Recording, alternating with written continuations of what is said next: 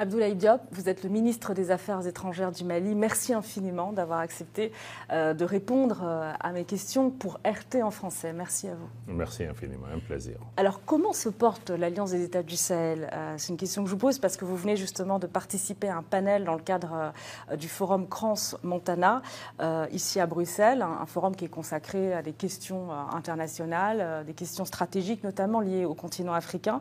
Alors, sur quoi les discussions ont porté? Comment se sont déroulées les discussions lors de ce panel? C'était assez intense. Bon, c'était assez intense, mais aussi assez intéressant pour nous parce qu'il y avait beaucoup de demandes ou en tout cas de besoins de la part de nos auditeurs, ou en tout cas des participants, de mieux comprendre la dynamique de l'AES. Il y avait certainement aussi de notre côté une nécessité de pouvoir vraiment parler de l'AES nous-mêmes et qu'ils puissent entendre de nous-mêmes notre vision pour nos pays, nos préoccupations et dans quel sens nous voudrions avancer. Et je pense que les discussions nous ont permis quand même de réaliser que l'AES n'est pas un épiphénomène, même s'il a été créé en réponse à une menace existentielle contre nos pays. Et ceci est aujourd'hui utilisé comme une opportunité pour renforcer le travail en commun pour la sécurisation de nos pays. Et ça commence à donner des résultats probants sur le terrain.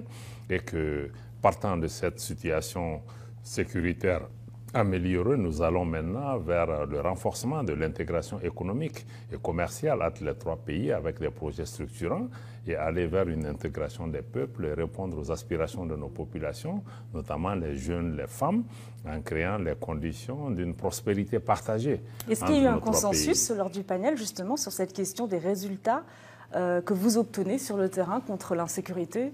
Bon, on n'a pas été spécifiquement contredit par rapport à ça, mais je pense qu'il y a des faits réels. Si je ne prends que la situation du Mali en particulier par rapport au succès qui a été obtenu à Kidal, qui est une des régions du Mali qui pendant 10 ans n'était pas sous contrôle de l'État, malgré la présence importante de forces internationales françaises comme celle des Nations Unies, et que l'État malien, avec ses investissements, le renforcement des capacités et les partenariats que nous avons développés nous ont permis aujourd'hui de faire en sorte que non seulement Kidal revienne dans le giron de l'État malien, aujourd'hui l'État malien contrôle l'ensemble de son territoire national. Ça, c'est un fait.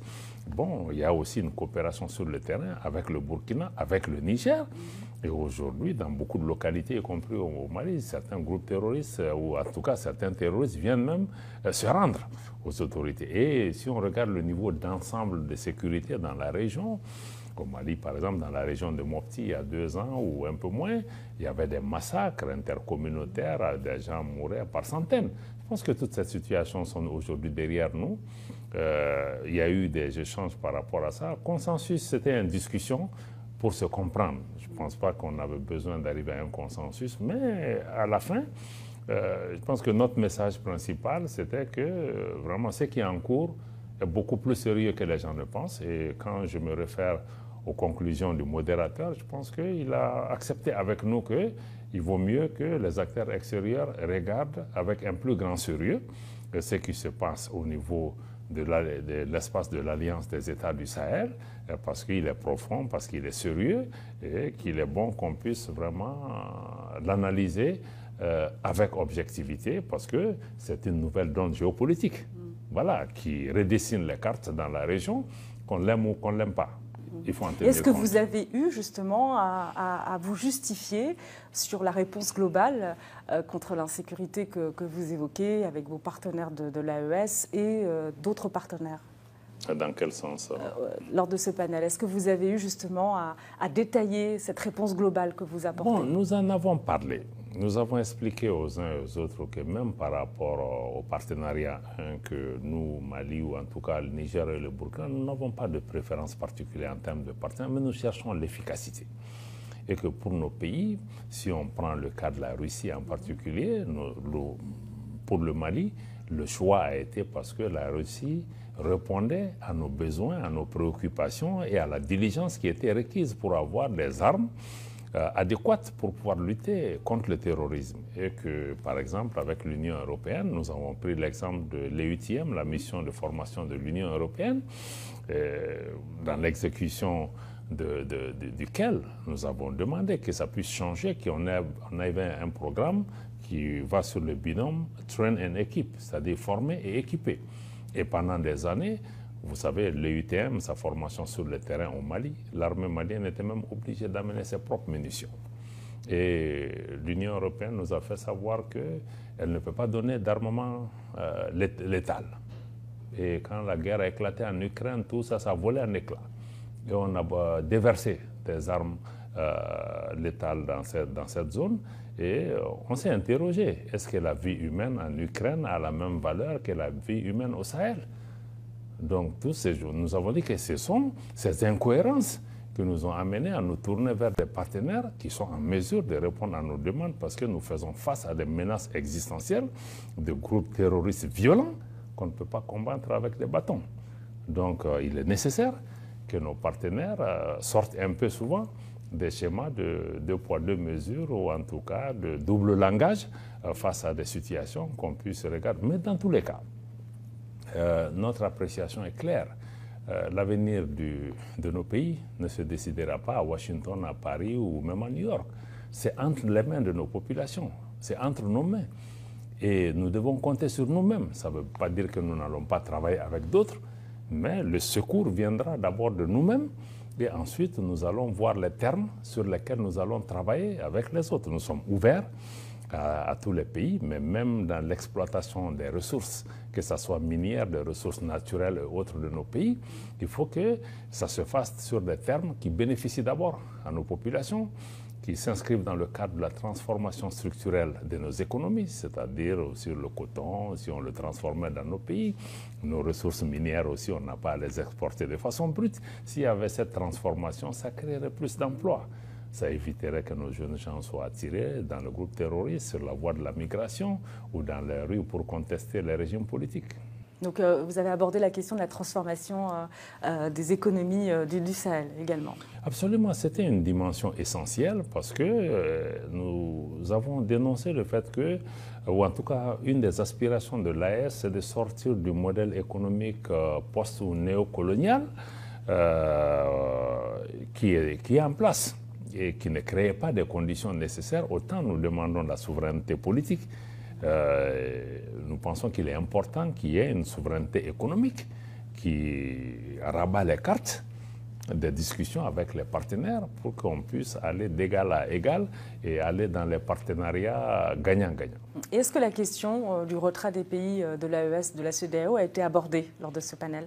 Bon, cette question a été abordée. Nous avons été suffisamment clairs dans les échanges pour expliquer les conditions dans lesquelles ceci s'est passé. Et ce que nous dénoncions à l'époque, c'était surtout la propension de ces organisations d'abord à prendre des sanctions illégales et illégitimes contre les populations parce que dans le cas de la CEDEAO, la fermeture des frontières, on l'a dit, on le redit, n'existe dans aucun document. Dans le cadre de l'Union économique et monétaire ouest-africaine, les sanctions financières qui ont été prises par la Banque centrale des États de l'Afrique de l'Ouest à travers vraiment j'allais dire même la prise de contrôle des avoirs financiers de nos États n'est prévue aussi dans aucun texte par rapport à ça. Donc nous avons dit que bon, ce sont ces mesures qui étaient illégales qui ont été utilisées.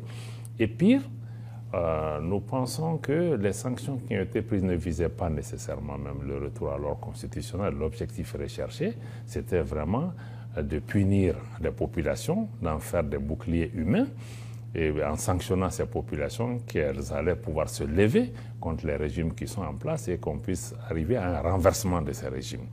Donc c'est toutes ces questions et le fait aussi que nous avons rappelé, ce qui a vraiment été le point culminant, c'est la menace d'intervention militaire au Niger, un des États membres de l'organisation, sous injonction étrangère, qui allait créer un désordre dans la région. Pour un pays, comment on peut attaquer une armée dans un pays qui lutte depuis plus de 10 ans contre le terrorisme, mais c'était vraiment avoir la libre circulation des terroristes au lieu de l'avoir la libre circulation des personnes et que nos pays, Mali et Burkina, ont décidé d'entrer en guerre si cette menace se matérialisait. Ce qui a stoppé cette menace, mais ça a affecté la crédibilité et la confiance de nos pays en ces organisations qu'elles n'étaient plus en tout cas dans une posture de défendre nos populations, de défendre nos intérêts, et qu'elle présentait désormais une menace. Mais nous sommes sortis juste dans l'analyse de cette situation et de la réponse à la CEDEAO, et en allant vraiment en disant que l'AES, c'est vrai, a été créée dans une situation qu'on peut considérer comme elle était contre une mesure, elle s'est élevée contre quelque chose, mais aujourd'hui nous travaillons pour nos pays, pour notre souveraineté, pour renforcer l'intégration économique et commerciale entre nos pays, mais pour aussi travailler à matérialiser l'idéal d'intégration qui ne nous a jamais quittés. Le Mali, justement, le Burkina, il y a un sommet Niger. très bientôt de la CEDEAO, le 7 juillet prochain. Est-ce que vous allez vous intéresser justement à ce rendez-vous? Et que pensez-vous des initiatives? Il y a eu celle du président sénégalais justement pour tenter de convaincre les pays du Sahel de revenir au sein de la CEDEAO, qui finalement ne renonce pas au Mali, ne renonce pas au Niger, ne renonce pas au Burkina Faso. Il y a comme une forme de regret. Moi, je pense que nous saluons toutes les voies, tous les efforts qui sont faits dans la région pour essayer d'avoir un dialogue, une meilleure compréhension entre les pays de l'AES et les autres pays de la CEDEAO, parce que nous appartenons au même espace géographique et que nous sommes condamnés à vivre ensemble et que nous devons créer les conditions par rapport à cela. Mais ceci étant dit, nous pensons qu'il est important que les gens réalisent que ce qui est en cours au niveau de l'AES n'est pas un épiphénomène.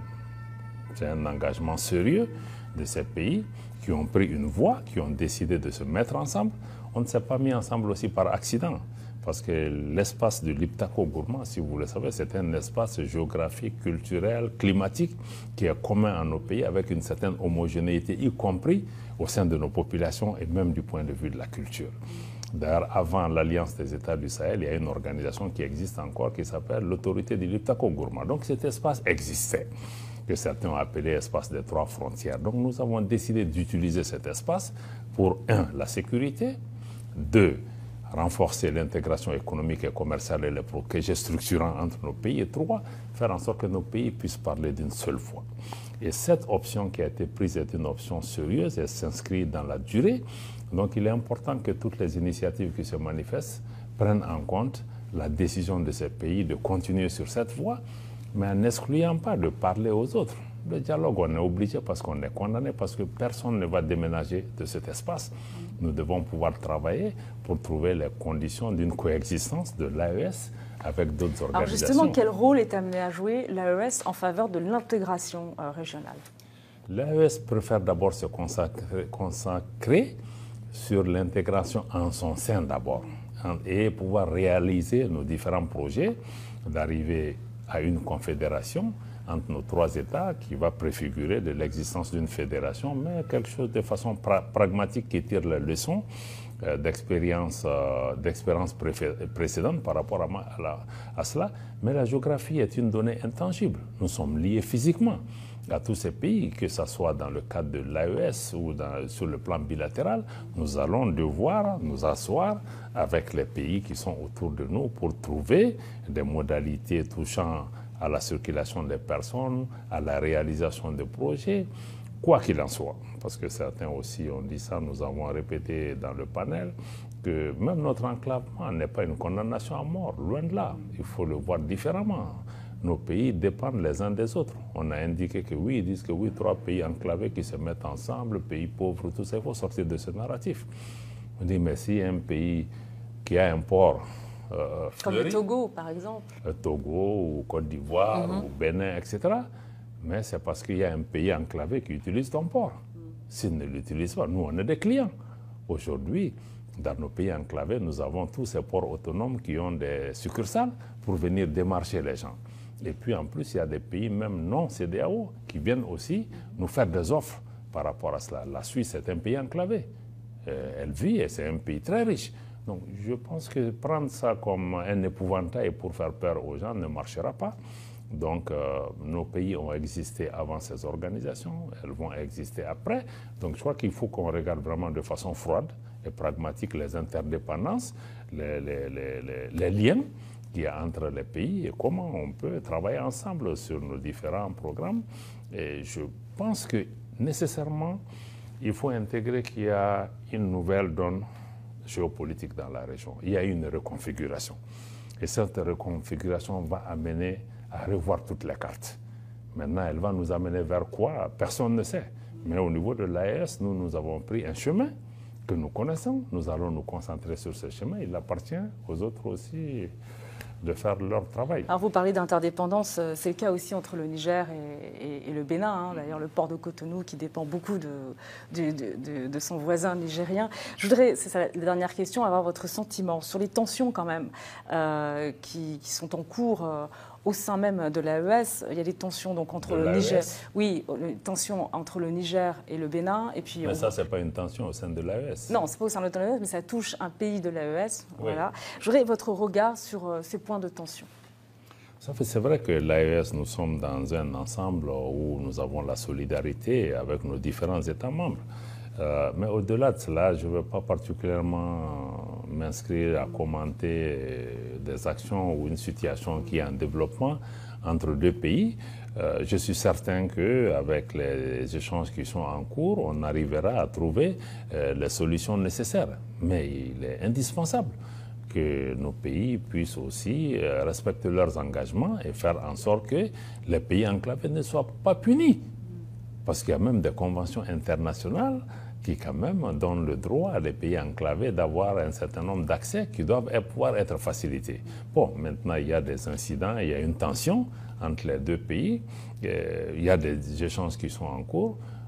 Je suis certain que ça va être surmonté. Mais quoi qu'il en soit, l'option que les pays de l'AES ont prise, personne ne va nous dissuader par rapport à ces efforts. Donc, je pense que nous devons mettre plutôt l'accent sur cela. Nous allons pouvoir travailler ensemble pour transformer notre continentalité en opportunité et travailler avec tous les partenaires. Aucun pays ne doit pouvoir faire de chantage contre nos pays à cause de notre situation d'enclavement. Merci beaucoup Abdoulaye Diop, ministre des Affaires étrangères du Mali. Merci infiniment d'avoir pris le temps de répondre à ces questions pour RT en français. Merci beaucoup. Merci beaucoup. Si vous appréciez la vidéo et le contenu que nous produisons sur cette chaîne, prenez un moment pour aimer, partagez vos réflexions dans les commentaires et vous abonner à la chaîne. Activez les notifications pour rester informé des dernières nouvelles marquantes sur notre continent. Merci d'avoir regardé et à bientôt dans notre prochaine vidéo.